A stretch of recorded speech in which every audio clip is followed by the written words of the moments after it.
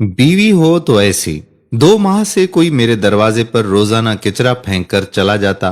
बड़ी कोशिश के बावजूद वो पकड़ में नहीं आया। अहलिया ने कहा कि यकीनन ये मोहल्ले का कोई ऐसा बंदा है जो फजर की नमाज बाकायदगी से पढ़ता होगा और मस्जिद जाते हुए ये कारनामा सरंजाम देता जाता होगा। अब मसला था मेरा अपना। मैं पका नहीं कच्चा मुसलमान था। रोजाना 10 बजे उठकर फजर कज़ा पढ़ा करता था।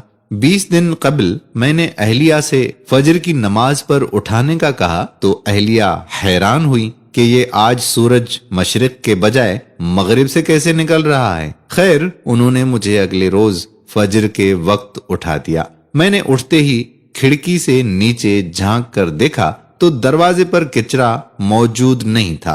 फटाफट वुजू किया, खिड़की के पास ही मुसल्ला बिछा दिया और 2 रकात सुन्नत खटाखट पढ़कर फिर से झांक कर देखा तो कचरा दरवाजे पर पड़ा मेरा मुंह चिढ़ा रहा था।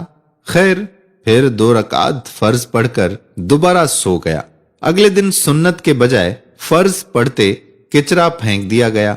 4 दिन इसी तरह से गुजर गए, लेकिन कचरा फेंकने वाले को पकड़ नहीं पाया। 5वें दिन अहलिया कहने लगी, माशाअल्लाह, आप अब फजर की नमाज पढ़ने लगे हैं तो मस्जिद में जमायत के साथ नमाज पढ़ लिया कीजिए ना। बात दिल को अच्छी लगी और 5वें दिन सुन्नत घर में पढ़कर जमायत से 15 मिनट पहले दरवाजे पर कुर्सी लगाकर बैठ गया और मोहल्ले के नमाजी हजरात को आते देखने लगा कि किस नमाजी के हाथ में कचरे का शापर है। लेकिन अफसोस, सारे खाली हाथ आते दिखाई दिए। नमाज पढ़कर आया तो दरवाजे पर कचरा मौजूद नहीं था। 1 हफ्ता मुसलसिल पाबंदी से बाद जमात नमाज पढ़ने के बाद मैंने अहलिया से कहा कि बेगम, अब कचरा फेंकने वाला शायद डर गया है, कचरा नहीं फेंक रहा है। अब आप मुझे फजर के वक्त नहीं उठाना। अहलिया कुछ नहीं बोली। अगले दिन अहलिया ने तो मुझे नहीं उठाया, अलबत्ता मेरी खुद आंख खुल गई। खिड़की से झांक कर देखा तो कचरा दरवाजे पर मौजूद था। टाइम देखा तो फजर का वक्त तो बाकी था, लेकिन जमायत निकल चुकी थी। अब अगले दिन फिर वही मामूल था। 2 हफ्ते मुसलसिल फजर की नमाज बा जमायत पढ़ता रहा और दरवाजा साफ सुथरा मिलता रहा।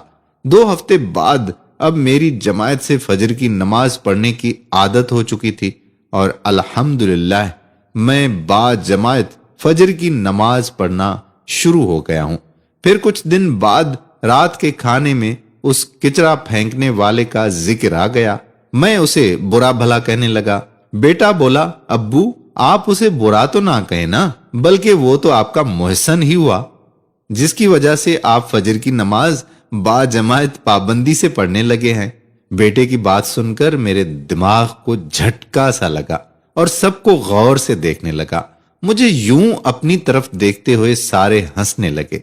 बेटा कहने लगा, अब्बू, आपकी वो मोहसन और कोई नहीं बल्कि अम्मी है। आप अम्मी का शुक्रिया अदा कीजिए। मैंने अहलिया को देखा तो कहने लगी, जब घी सीधी उंगली से ना निकले तो टेढ़ी उंगली से निकालना पड़ता है।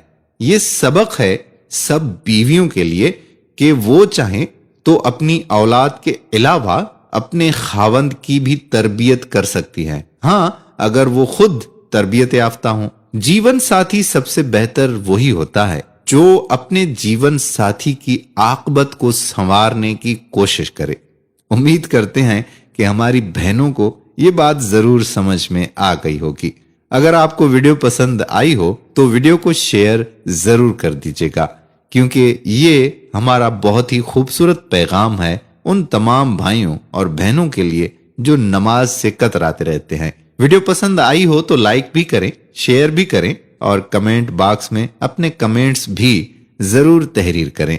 अगर आपने अभी तक हमारा यूट्यूब चैनल राहे हयात ऑफिशियल सब्सक्राइब नहीं किया तो यूट्यूब पर जाएं और राहे हयात ऑफिशियल चैनल को सब्सक्राइब करके बेल के आइकॉन को प्रेस कर लें, ताकि हम वहां पर आपको ताजा तरीन अपडेट्स देते रहें। आने वाली वीडियो तक अपने मेजबान कादिर बख्श कल्होड़ो को इजाजत दीजिए। अल्लाह हाफिज।